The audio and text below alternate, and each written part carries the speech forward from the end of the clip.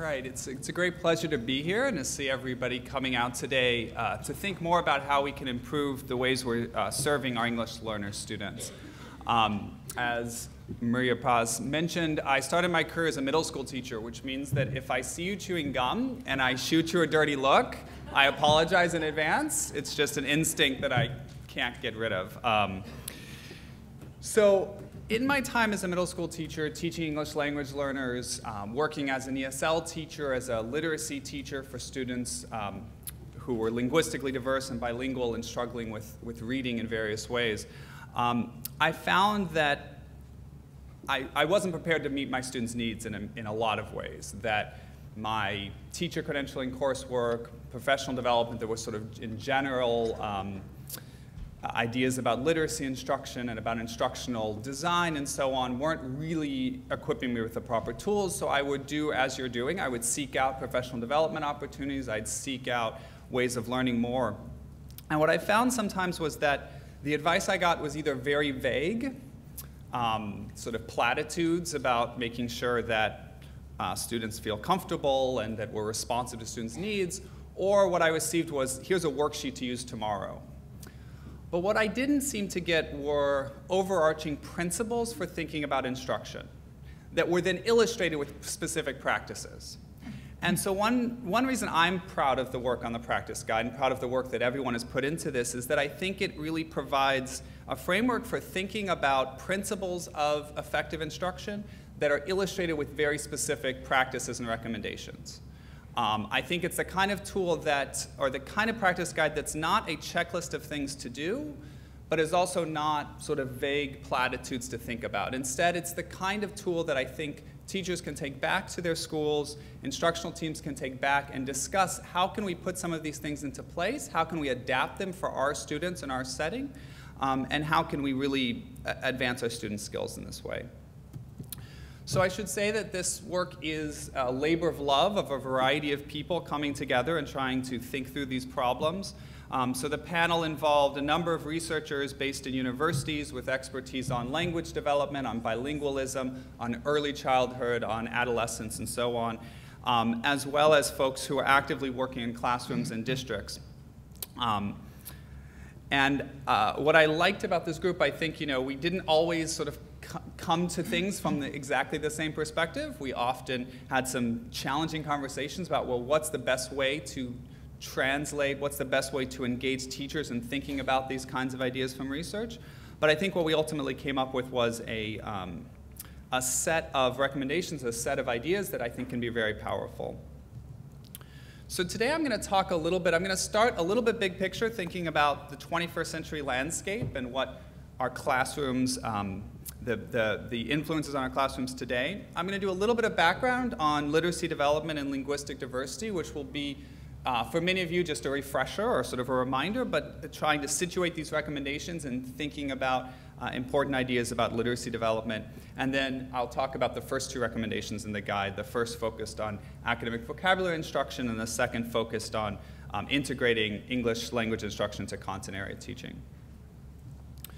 So when we think about classrooms today, I don't need to tell any of you that the notion of that linguistic diversity is something that only some teachers need to think about, or that only some classrooms, a characteristic of only some classrooms is no longer true. That throughout the country, throughout the state, throughout in all sorts of settings, in urban settings and rural settings and so on, that we have a huge increase in the levels and the richness of linguistic diversity in our classrooms. We know that although Spanish is overwhelmingly a very prominent language, we know that hundreds of languages are spoken across the country and in many cities and towns. We also know that as we think about demographic changes across the US, that the large projected increases in the US population are largely will be due to immigration, will be due to both immigrant students and the children of immigrant students over time. And so the notion that this is just an ESL teacher's job, or this is just a concern for certain schools or certain neighborhoods, I think is no longer the case, right? that instead we have to think about linguistic diversity as a great opportunity that we have throughout any given state, throughout Connecticut, throughout the Northeast, and that we have to think about the opportunities as well as the ways that we need to reshape and rethink about our instruction. We know when we think about English learners and we think about children in immigrant families that the large number of children in immigrant families are born in the US, are educated in the US, and that the nature of linguistic diversity is not just a matter of thinking about students who are new to the country and new to English, but that students have a whole range of experiences with two languages at home and at school. When we think about, of course, the great opportunities and the great richness that comes with linguistic diversity, which I don't have to tell you about because you work with it and benefit from it every day, also comes with, of course, a variety of challenges, in part because linguistic diversity in this country overlaps to a large extent with some of the challenges involved in growing up in poverty. So when we think about English learners, we're thinking about students who, by definition, by category, have underdeveloped English skills in some ways, that students will have a wide variety in both their English skills but also in their primary language skills. We know good research suggesting that there are, of course, cognitive advantages to bilingualism that can play out in instruction in a variety of ways, as well as sort of heightened awareness of metalinguistics, of thinking about language itself, not just sort of having the implicit language proficiency. That overlaps with a number of challenges related to growing up in poverty. So thinking about the acute and chronic stressors that are involved in the kinds of stress that families growing up in poverty face, emotional and social challenges that are involved, and language environments that may be mismatched to the language of schools in a variety of ways. This is also contextualized often in schools that are under-resourced in certain ways, or under-resourced at least in the kinds of resources that they may need to work with their students, schools that are often segregated as well, which leads to its own set of challenges in thinking about how to promote language development.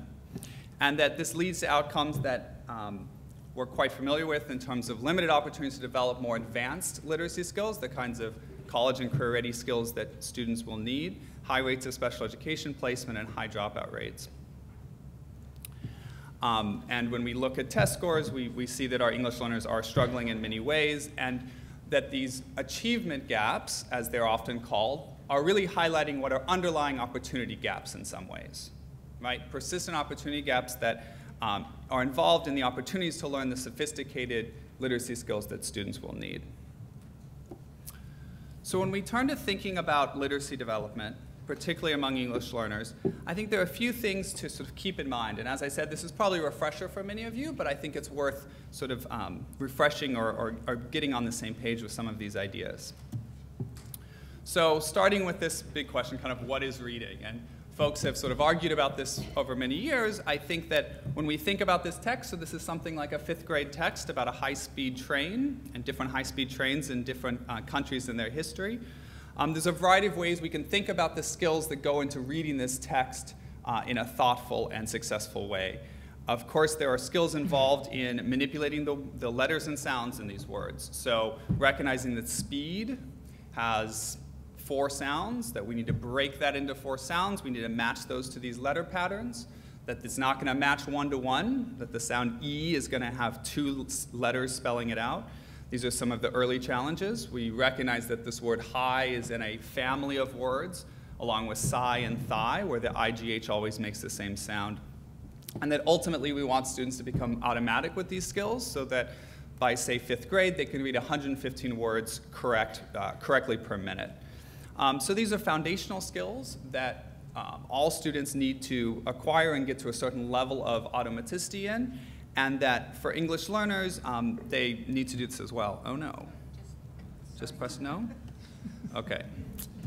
But I think that in many ways, our primary school teachers certainly have had a focus on these kinds of skills over time, right? So not just for English learners, but all sorts of initiatives have helped us think about early reading instruction to do well in these skills. And I think we've seen a fair amount of progress in helping students acquire these skills.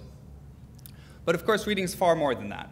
Reading involves all of the other kinds of much broader skills involved in having the strategies to make sense of the text you're reading, not just sound out the words, to have the interest and motivation to persist in reading even when it gets hard, even when we may not have all of the background knowledge we need to make sense of a text very quickly and easily. We need the vocabulary and the understanding of language more broadly to make sense of the text. So just as an example here, so it's one thing to sound out the word high or speed. It's another thing to know that a passenger service, and this word service has 14 meanings, and to figure out which is the meaning that's appropriate here, right? That's a whole nother task, right? And it's a task that's not in some ways quite as simple or sort of direct as teaching students to sound out the word service or speed. So one way to think about this is two different problem spaces. By problem spaces, I mean sort of areas, sets of skills that students have to wrestle with and have to solve a set of problems. So code-based skills are all of these sort of basic skills, foundational skills that go into reading words automatically and fluently. And then meaning-based, or in some cases knowledge-based skills, involved all of these somewhat higher order skills involved in having the vocabulary, the background knowledge, the language understanding, and so on, to successfully comprehend text. I think that distinction is important because, of course, both contribute to reading and writing and have a support in and a foundation in listening and speaking. But when we think about English learners, we know from research that actually these two set problem spaces are somewhat different, play out somewhat different for students reading in their second language. So for code-based skills, we know that English learners must learn these skills, just as native English speakers do, in the English code, and that some will certainly struggle. However, they do not struggle any more often or any more likely to struggle than monolinguals are. So you may have students, certainly, and I'm sure you know of students, who are still struggling to sound out the code in 3rd grade or 5th grade.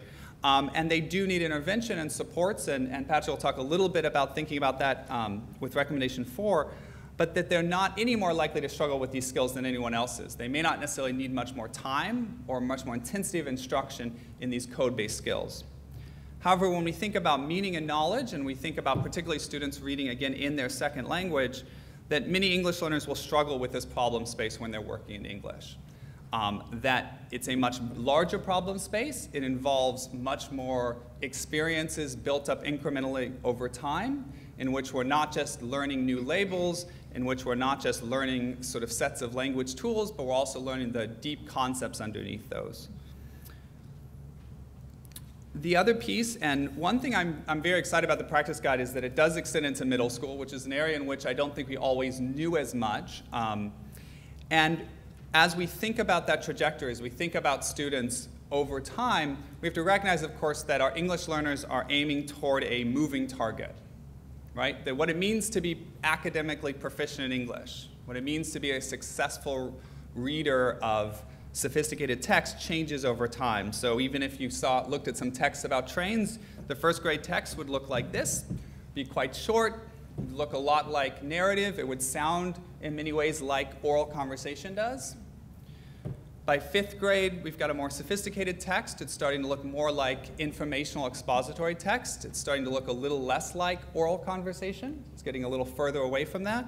And by high school, it looks very bizarre in certain ways, right? It looks quite complicated. It deals with complex ideas, the idea of a relatively powerless federal government. We're capturing complexities and abstraction, all in this encoded in this academic language. And so as we think about those changing text demands, they change both with grade level as students move up the grades, but also they're changing over time as we think about the Common Core and emphasis on text complexity. So the demands of what a high school graduate needs to be able to read successfully has changed over the last few years, and certainly over the last few decades, so that our expectations for what students need to be able to do have increased, right? And I think that's a good thing. I think we're raising standards in a really powerful way. But I think that also comes with new challenges for thinking about what are those demands of the texts and what are the ways we can help our students reach them. So with that, I can turn to the recommendations.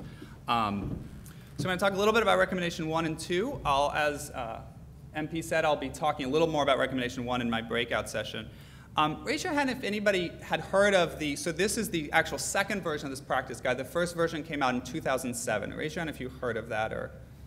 Okay, so a number of folks actually. So this was an attempt to take the practice guide in 2007, which had been only focused on elementary school, and to ramp it up to middle school, as well as to update the recommendations about all the grades to incorporate the most recent research evidence. It is unique, I think, among a lot of resources that teachers have. I also think the other thing that sort of sets this practice guide aside is that it is really based on what many consider the sort of most rigorous, or at least under a certain paradigm, kind of the most rigorous research evidence. So what that means is that this practice guide it's actually based in some ways on a medical model of thinking about teachers as being professionals like doctors are, and that part of the challenge of being effective teachers is to use evidence-based practices. So use practices in which instruction has been compared not just to see, well, if we teach the students, are they learning more, but if we teach the students in one way, are they learning more than if we taught them in a different way? So the first recommendation is to teach a set of academic vocabulary words intensively across several days using a variety of instructional activities. I think that we often think about vocabulary, and certainly for English learners, it becomes very obvious that they're struggling with certain vocabulary words. But how do we think about that in a robust way? How do we think about teaching a relatively small set of words, but intensively, so that students are not just learning the labels, but learning the concepts? How do we get them to use a variety of activities so students can really engage with these words? The evidence for this recommendation was strong, which means that we had multiple studies which met sort of very rigorous standards for research. These studies were conducted, most of them in the upper elementary and middle school grades, so in some ways this recommendation is probably most applicable to those grades, although there was one study in the primary grades, and I certainly think the general principles I'll be talking about apply across the span from pre-K to 8th grade. What it'll look like may look a little different, of course, with the grades. And most of these studies, almost all of these studies, were conducted in settings where there were both English learners and native English speakers. So settings where there was integration and the opportunities for students to interact. So what does this mean for teaching? Well, there are sort of 4 big instructional elements in this recommendation for putting vocabulary instruction into place. The first starts with text selection and using rich and engaging texts. So if you look at the research, one thing you find is that even among 2 sort of highly educated college adults, when they speak with each other, they use the same 2,000 words over and over again, right? Oral conversation's it can be a great mechanism for working with new words, but it's not necessarily going to generate rich academic words just in and of itself. And so we have to think about text and basing our vocabulary instruction in text, in part because the language of text is quite different than what oral conversation is like. So in thinking about text selection, we need to think about engagement and texts that have rich ideas, and often, we can think about controversial topics. We can think about texts that relate in many ways to students' experiences at whatever grade level they're at, and using that as then a platform for contextualizing our vocabulary instruction. In selecting words, and I think this is a real consensus point in the vocabulary research over the last really 20 or 30 years, that focusing on a small set of words, but teaching them in an in-depth way and in a way that provides opportunities to practice strategies that can be applied to other words is the best approach. So the approach in which we think about a long list of vocabulary and we teach words and definitions and we don't do much with them, I think we've seen has not been very effective. Thinking about teaching academic vocabulary in depth using multiple modalities. So pushing students not just to receptively understand a word, not just match a word with a definition or a synonym or an example, but having students read a word in multiple contexts, write with the word, speak with the word actively, with a partner in classroom debates and so on, I think is really essential. And then that we're not just teaching students specific words, but we're teaching them strategies so that they can independently figure out the meanings of words. One thing we know is that for all of our students, the word learning challenge is huge. Students need to learn thousands of words a year. And our English learners often need to learn many more to catch up with their peers. And so although we should invest time in directly teaching a small set of words, we also need to equip students to think about words and to think about language in an active way so that they can pick up many of these other words more independently and can be more successful at word learning. So let me say a little bit about each of these steps. First, when we think about choosing texts and words, the first step involves, as I mentioned, this idea of choosing a brief but engaging piece of text. Many of these studies think about informational text because it provides opportunities for thinking about new concepts in a new way. It also often, the academic words in informational text often reappear more often in some cases than they do in narrative text. One way I think about this is that it's texts and ideas that are worth talking about.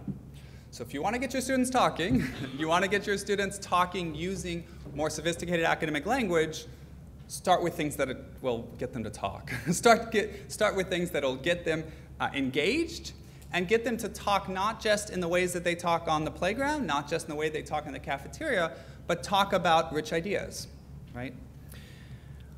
Second is to choose a small set of academic vocabulary for in-depth instruction. And here I think we want to think about high utility words, and this may echo things you've heard in other contexts and from other kinds of professional development. But often when I go into classrooms, and we've done some research on this where we've seen, particularly in middle school classrooms, the teachers know they need to teach vocabulary, and teachers are sort of well-intentioned, focused on that.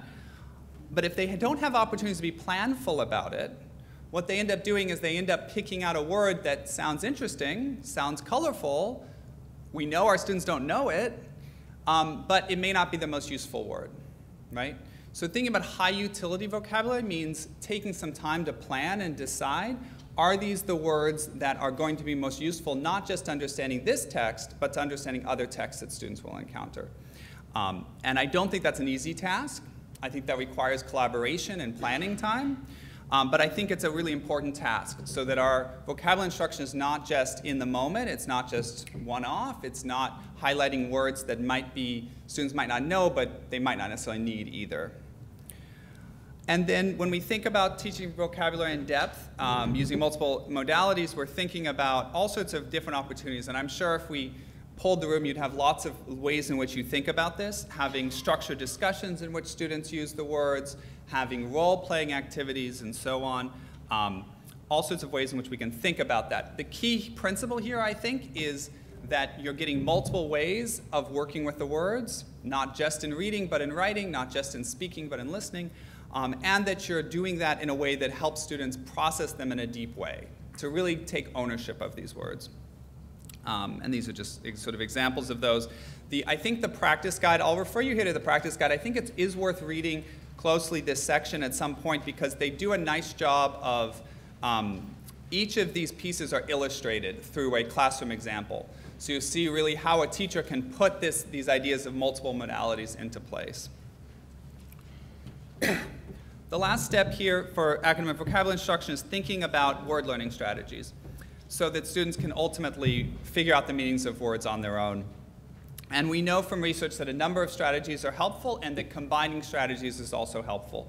So thinking about context clues, using the context. And we know that in some cases contexts are not as supportive as they should be, and that for English learners, they may not always understand the ways in which the context is playing out.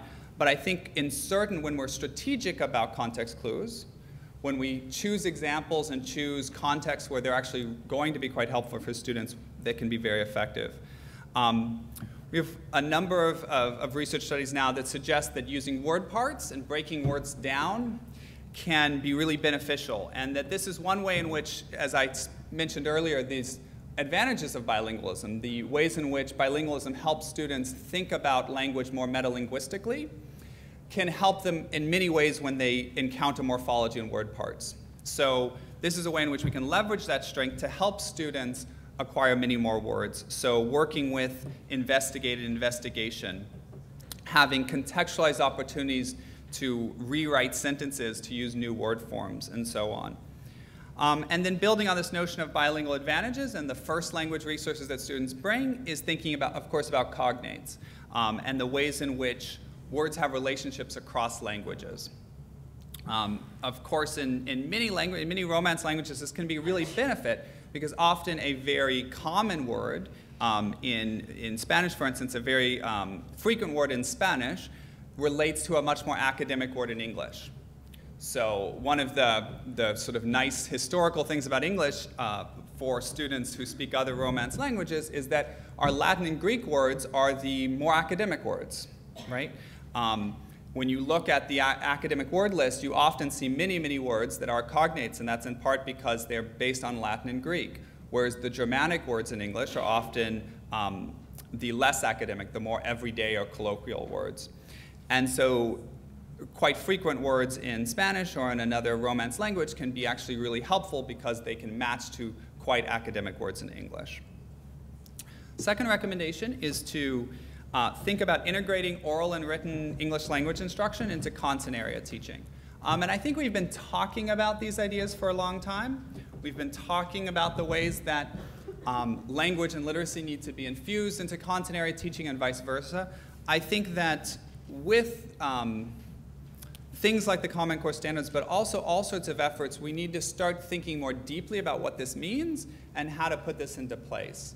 I think when I was a middle school teacher, for sure, I noticed that my students would come to my class and they would do sort of, often we would work with informational text and we would do work around English language development, but then they'd go to a science class and they'd get something completely different that was sort of isolated and quite disconnected. And that, particularly in middle schools, but I think this happens in upper elementary grades as well sometimes, when we ask students to move from one class to another, we're asking them to sort of navigate those differences themselves. We're asking them to go from one setting in which maybe they have a lot of sort of support for thinking about language to another setting where they're asked to sort of learn content without necessarily those supports. I also think that we need to think more clearly about what the benefits that content area instruction and that instruction in disciplinary learning can offer us. In part, back to my idea of, or back to the notion I mentioned about ideas we're talking about, the content areas offer many of those, right? So formulating language instruction that's absent of content can often be quite boring. It can often be quite abstracted and makes it difficult for students to then transfer it to working with academic content. So I think science and social studies provide these rich opportunities for thinking about ideas in a different way. But that comes then with more challenges in thinking about the language of those content areas. Because I think part of what we need to unpack for students and not leave them on their own to discover is how scientists and historians use language differently. And that those differences can be quite a stumbling block if we're not heightening students' awareness to them. So this recommendation has strong evidence from 5 rigorous studies. It's shown positive impacts on content area learning with some evidence as well on language and reading. 4 of these 5 studies were conducted in intermediate or middle school settings, so somewhat older students, 1 study with younger students. And again, the classrooms were linguistically diverse, containing both English learners and native English speakers. So putting this into place, like I said, I think is quite challenging. In terms of thinking about instructional tools and use, we can think about how to strategically use instructional tools, things like short videos, visuals, graphic organizers. So tools that you're already using, but how do we think about being more strategic about them? One way to think about that is to think about anchoring instruction.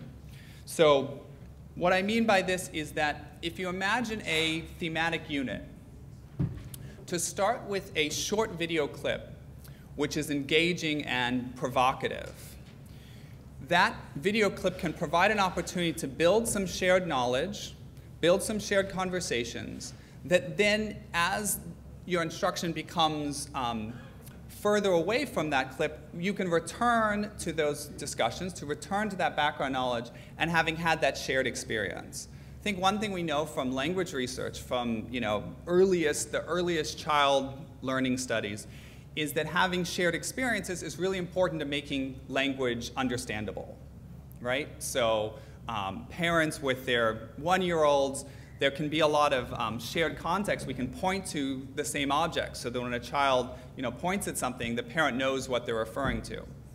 The problem with academic language is we don't have that kind of concrete thing we're referring to, right? Instead, we need to think about the way that something like a video, something like a well-designed graphic organizer can be that reference, can be that thing we all point to when we're talking about comparing and contrasting while pointing to a Venn diagram, for instance. And that's not as concrete as a table is for a 1-year-old, but it can serve that same kind of function to anchor our instruction and to make it accessible. Again, as with recommendation 1, we also talk about the importance of vocabulary instruction in content area instruction, and that teachers need to think about both their content-specific academic vocabulary, words like photosynthesis or industrial revolution, but also the general academic vocabulary that supports it. Words like hypothesis and evidence, right? These are words that particularly in middle school and particularly teachers who are thinking more about the content area may take for granted that students know or that they know in a deep way. And that often it's that general academic vocabulary that's also needed to support the content-specific ideas. That we have daily opportunities for students to talk about content in pairs or in small groups. I think, and I'm sure many of you have very language-rich classrooms that are not the kind where students are sitting quietly at their desks. But I think if there's one thing we could kind of push on is increasing those opportunities for talk. And that doesn't mean unstructured. That doesn't mean opportunities for students to sort of talk about whatever they'd like, but that we have daily opportunities for students in pairs or in small groups to talk about rich content in a really active way. And what I think we do see is that when teachers get more focused on content in science and social studies, often the student talk seems to come down. Right? So how do we think about making that focus on content not lead to less focus on students and what they have to say about it and produce? And then writing opportunities, providing writing opportunities to extend student learning and understanding of content. And Patrick will talk a little bit more about writing later this morning. So I think I'll just briefly sort of unpack these. I think, as I mentioned, this idea of anchoring instruction with graphic organizers and strategic use of particular tools. I think one general principle here is that in collaborative groups with other teachers and conversations about instruction, asking, okay, so here's a tool, how are we going to use it strategically? Why are we using it? Are we using it because it's available, or are we using it because it's sort of the best tool in this way? And are there ways we can help students see why a particular graphic organizer is one we always return to when we're doing certain kinds of work? Teaching content-specific vocabulary as well as academic vocabulary, which I mentioned. I think in parallel to recommendation 1, that the notion of daily opportunities for student talk, I think comes up, and it comes up throughout the practice guide as important regardless of what kinds of instruction you're talking about, whatever your target of instruction is. Having structured discussions in which students use the words will promote vocabulary, as well as providing daily opportunities for talking about content will provide opportunities to work with content in a richer and deeper way. And then providing written opportunities to use words is very much parallel with providing written opportunities to extend your learning of content. I think that if I would say one piece that really ties the first 2 recommendations together, it's this notion of situating our language instruction in ideas that are worth talking about, in concepts that are worth learning in a deep way, that are worth thinking about, challenging, critiquing, and debating. But that while we do that, we also scaffold those opportunities with explicit and strategic supports so that students can work with that content, work with those ideas in ways that really supports them to higher levels of language learning. So with that, I will turn it over to Carrie for questions and answers.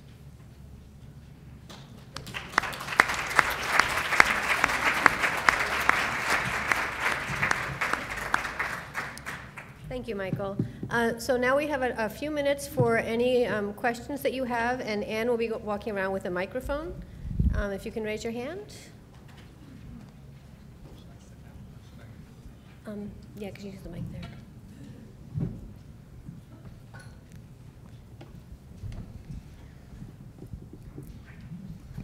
So I appreciate your talk about what is reading. I am a middle school instructor.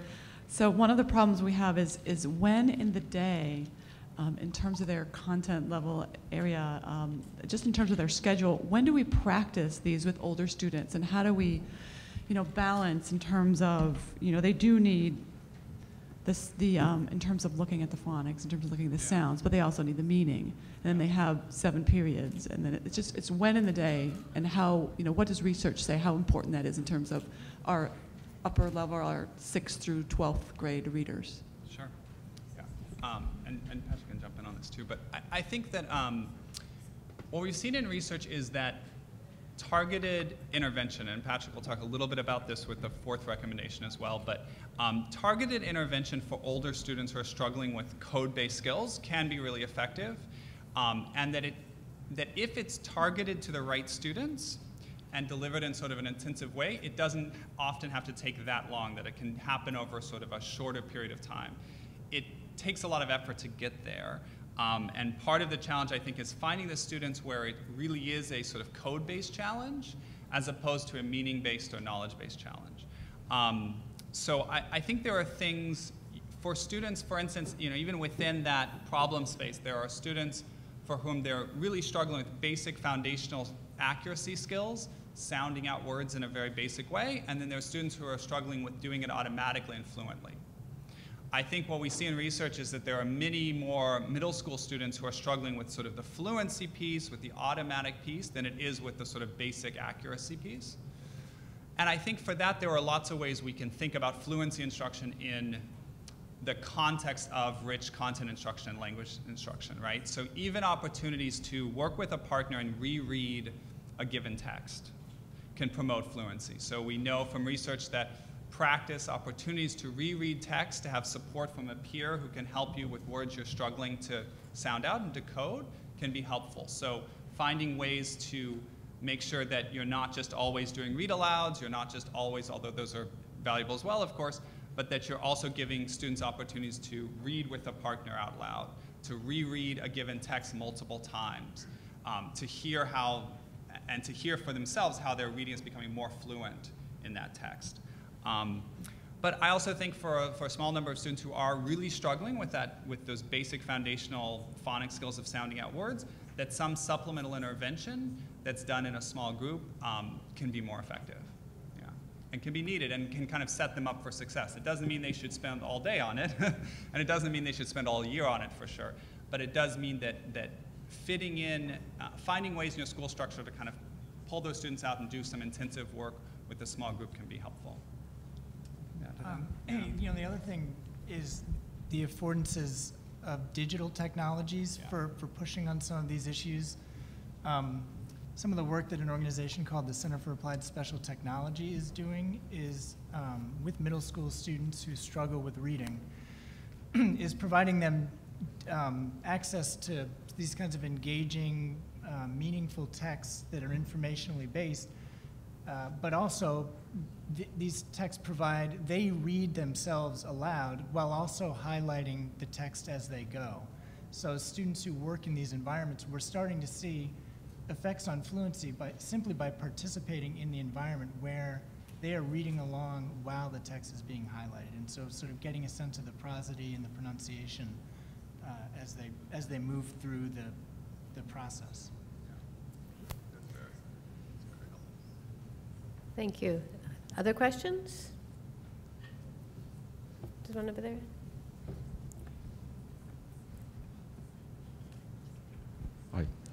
I believe you said that teaching reading to a non-English speaking student is basically the same as teaching to an English speaking speaker in terms of decoding? So I guess I wouldn't say that the instructional techniques are quite the same. I think that the process, we know that many of the same skills that are important for native English speakers are important for bilingual students and English learners. So we know that it's not the case that their reading process in English is entirely different at the level of sounding out words. Instructionally, I think that instruction, many of the general principles of instruction for early reading instruction are the same. But I think at the same time, what that's going to have to look like in terms of additional supports, for instance. So teaching students to, if students are in first grade, for instance, and they have a wide English vocabulary for a variety of words, then which words you pick for your phonics instruction is less important, right? You can pick cat and cap and cane, and if students have sort of understanding of those words. If they don't, then you have to be more thoughtful and careful about that, right? Okay. And so you have to kind of support that in certain ways. So the instruction can look somewhat different, but I think there's a general sense that the same targets of instruction are important. Okay, because I see, for example, trying to teach sight words to a Spanish-speaking student would be definitely difficult. And you mentioned the use of cognates, but there's also negative transfer. If I already know how to read in Spanish, I'm going to have a hard time with long versus short vowel sounds and pronunciations of other letters that are not at all existing in my language structure. So. Right. Now, thank you for clarifying. So Yeah, it is different to teach reading to a non-English speaking student. That's right. Yeah, no, I didn't mean to suggest that sort of the process would be the same. And I think you're right that thinking about students' literacy skills and their biliteracy skills is also quite important as well. And I think because there are many ways in which there are advantages because of overlaps in the reading process in Spanish and English, for instance. But then there are some ways in which there are disconnects, that drawing students' attention to those can be helpful.